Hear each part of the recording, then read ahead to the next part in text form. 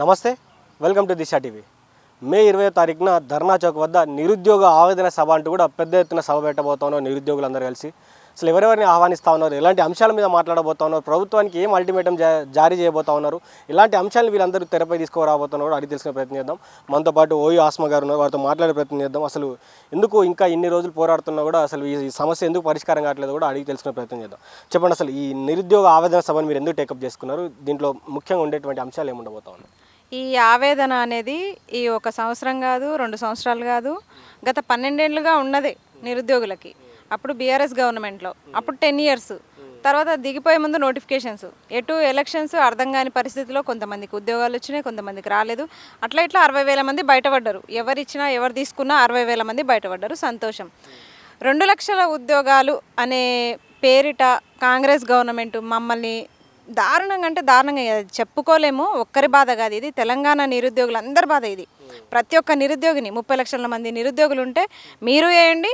ఇదే ఇప్పుడు విద్యాశాఖ మంత్రి గారు రేవంత్ రెడ్డి గారు చెప్పిన మాటనే, మీరు మీ 30 లక్షల మంది మీరు ఓటేయండి, మీ తల్లిదండ్రులకు చెప్పండి. ఇంట్లో ఇద్దరు ఉంటారు కాబట్టి వాళ్ళు కూడా వాళ్ళ ఓట్లు 30 లక్షలు 90 లక్షల మంది, 1 కోటి మంది మనకే ఓటేస్తారు. మనమే గెలుస్తాము. మన అధికారంలో ఉంటే మనమే ఉద్యోగాలు ఇవ్వచ్చు. 2 లక్షల ఉద్యోగాలు, నిరుద్యోగ భృతి, యువ వికాసం, ఇట్లా నిరుద్యోగులకి చాలా హామీలు ఇచ్చి మోసం చేసి ఓట్లు వేయించుకొని ఈరోజు నిరుద్యోగుల్ని విస్మరిస్తున్నారు. అందుకే ఇన్ని రోజులు ధర్నాలు, ర్యాలీలు, మెరుపు ధర్నాలు అన్నీ చేసినాం. ఇట్లనైనా కొంచెం చలిస్తారేమో అన్న ఉద్దేశంతో అయినా వీళ్ళు అర్థం చేసుకోవట్లే. అందుకే ఇప్పుడు కొత్త వ్యూహం, ఇప్పటి నుంచి కొత్త ధర్నాలతోటి, కొత్త వ్యూహాలతోటి, కొత్త పేర్లతోటి తెలంగాణ ఉద్యమం ఎట్లొచ్చిందో ఆ తరహాలోనే ఇప్పుడు నిరుద్యోగ ఉద్యమం కూడా మొదలు కాబోతుంది. దాంట్లో భాగంగానే ఈ నిరుద్యోగ ఆవేదన సభ.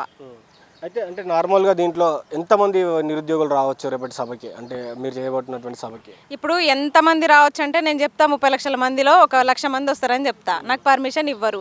అట్లా అని నేను అబద్ధాలు చెప్పను. కాకపోతే మేము తీసుకున్నదే పర్మిషన్ 200 మందికి. అంతమంది వచ్చినా చాలు, మా సభ సక్సెసే. ఎందుకంటే అక్కడ పర్మిషన్ ఇవ్వడమే గగనంగా ఉంది పరిస్థితి. చాలా కట్టుబాట్లతోటి, కొన్ని కండిషన్స్ తోటి పర్మిషన్స్ ఇస్తున్నారు. నిజంగా ఇందిరా పార్క్, ధర్నా చౌక్ అనేది మేము ఎత్తేసినాము, స్వేచ్ఛగా మీరు ప్రశ్నించుకోవచ్చు అని చెప్పిర్రు పై మాటలకే. కానీ అక్కడ మనము వినతి పత్రం పెడితే తెలుస్తుంది ఎన్ని కండిషన్స్ పెట్టి అక్కడ పర్మిషన్లు ఇస్తున్నారంటే. అసలు ఇట్లా తిట్టొద్దు గవర్నమెంట్, అసలు ధర్నా చౌక్ అంటేనే అది కదా, పెట్టేదే అందుకు కదా. వీళ్ళు ఏం చేయట్లేదనే కదా మేము పెట్టేది. అసలు తిడతారా అది పక్కన పెడితే, మమ్మల్ని మోసం చేసిన పార్టీలు ఏవైతే ఉన్నాయో వాళ్ళని క్వశ్చన్ చేయడానికే మేము అక్కడ ఈ ఆవేదన సభ పెట్టుకున్నాం. అంటే మీ సభకి ఇంకా ముఖ్య అతిథులు ఎవరు రాబోతానో, ఎవరెవరిని ఆహ్వానించారు మీ నిరుద్యోగులందరూ కలిసి? మా సభకి ముఖ్య అతిథులు ఎవరంటే విద్యాశాఖ మంత్రులు, పాత విద్యాశాఖ మంత్రులు, ఇప్పటి విద్యాశాఖ మంత్రి.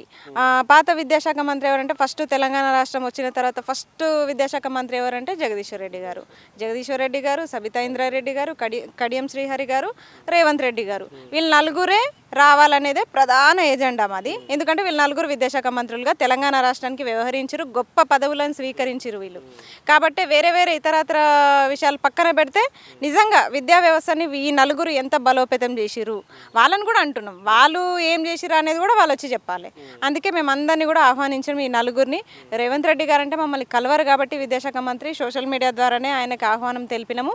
మిగతా అందరిని అయితే మేము స్వయంగా వెళ్ళి వాళ్ళని పిలిచినాము. మరి వస్తారా రారా అనేది అది వారి ఇష్టము.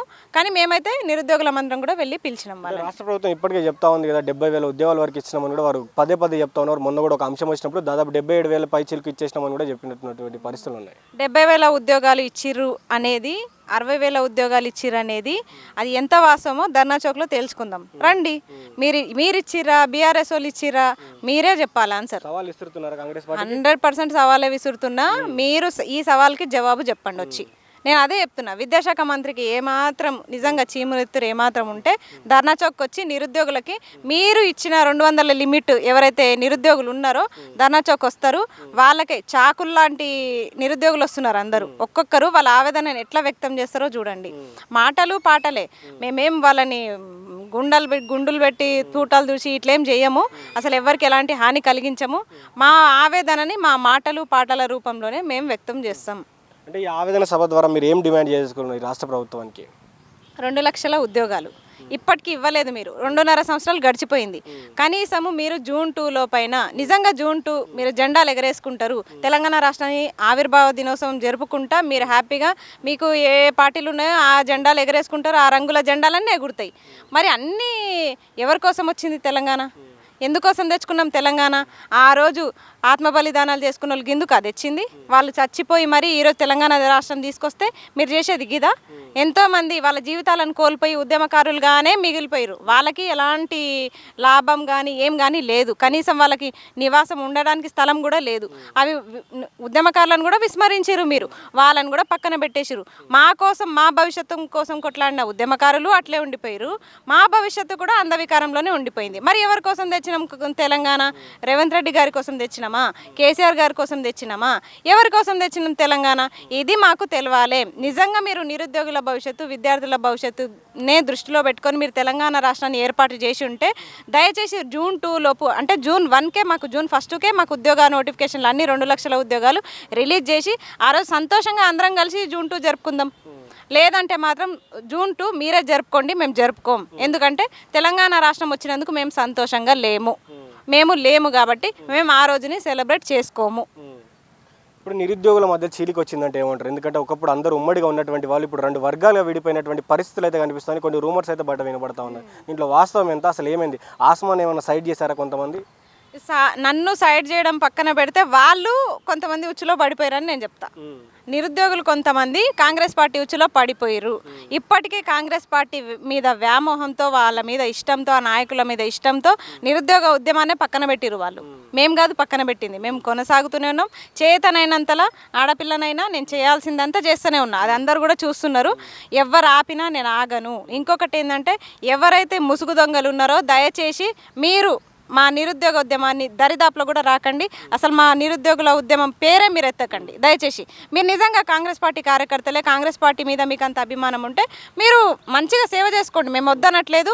మీరు పార్టీలోనే ఉండండి, ఆ పార్టీ నాయకులకే మీరు వత్తాసు పలకండి, వాళ్ళ జెండాలే మోయండి, వాళ్ళ అభిమానాన్ని చాటుకోండి, మేము వద్దనట్లేదు. కానీ మేమందరం కూడా కాంగ్రెస్ పార్టీని అభిమానించినాము, ఆ పార్టీ మాకు న్యాయం చేస్తుందని మేము గెలిపించినాము. ఈరోజు ఆ పార్టీ మమ్మల్ని మోసం చేసింది కాబట్టి మేము రివర్స్ అయినాము. మీరు అవ్వట్లేదు. ఇక్కడ చీలికలు వస్తున్నాయి కాబట్టి ఇక్కడ ఒకరిద్దరి మధ్యలో చీలికలు వస్తే మొత్తం నిరుద్యోగులే విడిపోయినట్టు కాదు, 2 బ్యాచ్లు అయినట్టు కాదు. ఎవరో ఒకరిద్దరు ఇదైతే వాళ్ళు పక్కనే ఉన్నారు, వాళ్ళ ఉద్యమాలు వాళ్ళు చేస్తున్నారు, మా ఉద్యమాలు మేము చేస్తున్నాం. నిరుద్యోగులు ఎవరికి కూడా చీలికలు రాలేదు. అంటే నిరుద్యోగులందరూ ప్యాకేజీల కోసమే పనిచేస్తున్నారని ఒక విషయం అయితే బయటికి పోతా ఉంది. అసలు ఏం జరుగుతుందంటే, ఈ ప్యాకేజీల కోసం ఒక బ్యాచ్ ఇంకో దగ్గర, ఒక పార్టీ దగ్గర, ఒక బ్యాచ్ ఇంకో పార్టీ దగ్గరికి వెళ్తుంది. ఇలా ప్యాకేజీలు తెచ్చుకొని ధర్నాలు చేస్తూ ఉన్నారనే ఒక మాట అయితే నడుస్తూ ఉంది బయట. ఇప్పుడు ధర్నాలకి ప్యాకేజీలు ఏం అవసరం? మెరుపు ధర్నాలకి ప్యాకేజీలు ఏం అవసరం? ఎప్పుడు చదువుకుంటా కూర్చుంటాం, పిచ్చిలేస్తుంటుంది ఒక్కొక్కసారి. అసలు ఎందుకు చదువుతున్నాం అనే క్వశ్చన్ వచ్చింది అనుకోండి, మధ్యలో ఏదన్నా క్వశ్చన్ మార్క్ కనిపించింది అనుకోండి, బుక్కులు ఇట్లా మూస్తాం, చక్కగా బయటికి వస్తాం. ఏ నాయకుడు చెప్తే వస్తాం? చైర్ పక్కన పెట్టేసి వచ్చేస్తాము. దాంట్లో ప్యాకేజీలు ఏం అవసరం? ప్యాకేజీలు తీసుకొని రాజకీయం చేసే నాయకులు వేరే, వాళ్ళంతా ఈరోజు ఎమ్మెల్సీలు అయ్యారు, ఈరోజు లైబ్రరీ చైర్మన్లు అయ్యారు. అట్లాంటి వాళ్ళని అడగండి పోయి, మా నిరుద్యోగులను అడగకండి. ఒక పూట తిని ఒక పూట పస్తులు ఉండేటోళ్ళకి ప్యాకేజీలు ఎవరు ఇస్తారు? నిజంగా ఎవరైనా సరే ఏ పార్టీ అయినా నిరుద్యోగులను వాడుకుంటుంది, ప్యాకేజీలు ఎందుకు ఇస్తుంది? ప్యాకేజీలు ఇచ్చి నిరుద్యోగులతో ఇవన్నీ చేయించాల్సిన అవసరం అయితే వాళ్ళకి లేదు. ఎందుకంటే ఏ పార్టీ కార్యకర్తలు వాళ్ళకు ఉన్నారు, ఏ పార్టీ విద్యార్థి సంఘాలు వాళ్ళకు ఉన్నాయి. మాతోనే పెద్ద అవసరం లేదని నేను కూడా అనుకుంటున్నా. సో ఈ సభ గురించి మీరు రాష్ట్ర ప్రభుత్వానికి ఏం చెప్పదలుచుకున్నారు? చివరిగా ఏం చెప్తున్నా అంటే, విద్యాశాఖ మంత్రి గారు మీరు ఇప్పటికీ ఎందుకు ఆలస్యం చేసిరో మీరు ధర్నా చౌక్ వచ్చి చెప్పండి. లేదు నేను రాలేను అంటే కనీసము మీరు ఒక ప్రెస్ మీట్ పెట్టి మీరు వివరణ అయినా ఇవ్వండి. లేదా అది కూడా కుదరదు అనుకుంటే నిరుద్యోగులతో ఒక మీటింగ్ అయినా పెట్టండి. ఇప్పటికీ మించిపోలేదు, ఒక మీటింగ్ పెట్టి ఎందుకు జాప్యం జరుగుతుంది, అసలు ఏజ్ రిలాక్సేషన్ కూడా దారుణం, ఏజ్ రిలాక్సేషన్ కూడా పెంచకుండా మీరు ఇంత జాప్యం నోటిఫికేషన్లు ఎందుకు వ్యవహరిస్తారో మాకు తెలియదు. ఏజ్ రిలాక్సేషన్కి కూడా అడుకోవాల్సిన పరిస్థితి, అది కూడా త్వరలో అని స్టేట్మెంట్లు ఇచ్చుకోవాల్సిన దౌర్భాగ్యం ఒక తెలంగాణ రాష్ట్రానికి వచ్చింది. కాబట్టి ఈ అన్నిటికీ మీరు ఆన్సర్ చెప్పాలి. కాబట్టి అది మీ బాధ్యత. ప్రజెంట్ మీరే విద్యాశాఖ మంత్రి కాబట్టి ముఖ్యమంత్రిని మేము పిలవట్లే, ముఖ్యమంత్రి స్థాయి మాది కాదు. చాలామంది లీడర్లు చెప్తుంటారు, మీరందరూ నువ్వు ముఖ్యమంత్రిని ప్రశ్నించే స్థాయి అని చాలామంది లీడర్లు నా మీద విరుచుకుపడుతున్నారు. వాళ్ళందరికీ నేను ఒకటే చెప్తున్నా, ముఖ్యమంత్రిని నేను పిలవట్లే, మేము ఎన్నుకున్న విద్యాశాఖ మంత్రిని నేను పిలుస్తున్నా. విద్యాశాఖ మంత్రి మాకు ఏమన్నా చెప్పాలనుకుంటే మాత్రం ధర్నా చౌక్ వచ్చి ఆన్సర్ చెప్పండి. లేదా కొంతమంది గ్రాడ్యుయేట్ ఎమ్మెల్సీలు ఎవరైనా ఉంటే మీ తరపు నుంచి వాళ్ళతో అయినా మీరు ఏమన్నా స్క్రిప్ట్ రాసి పంపిస్తే ఆ స్క్రిప్ట్ వచ్చి ఆడ చదవమని చెప్పండి. ఏదో ఒకటైతే మీ తరపు నుంచి మాకు ఎల్లుండి అంటే మే 20న మాకు ఆన్సర్ రావాలి. లేకపోతే మాత్రం ఉద్యమాలు అయితే నిజంగా ఉద్రిక్తమవుతాయి. ఇప్పుడు తెలంగాణ ఉద్యమము ఒక్కరే చేసింది కాదు, చాలా వర్గాలు చేసినాయి, చాలా విద్యార్థి సంఘాలు చేసిరు, ఉద్యమకారులు చేసిరు, చాలా పార్టీలు, చాలా రకాల ఎన్ని పార్టీలు ఉన్నాయి అన్ని పార్టీలు కలిసి చేస్తేనే వచ్చింది. నిరుద్యోగ ఉద్యమం కూడా అంతే, ఒక్కొక్కరి మైండ్ సెట్ ఒక్కొక్కలాగా ఉంటుంది అంతే తప్ప ఫైనల్లీ అల్టిమేట్గా ఉద్యోగాలే కావాల్సింది. ఇక్కడ కూడా అంతే, ఎవరెవరు చేస్తురా ఎందుకోసం చేస్తురా పక్కన పెడితే అల్టిమేట్గా ఫైనల్లీ ఉద్యోగాలే కావాలి, నోటిఫికేషన్లే కావాలి.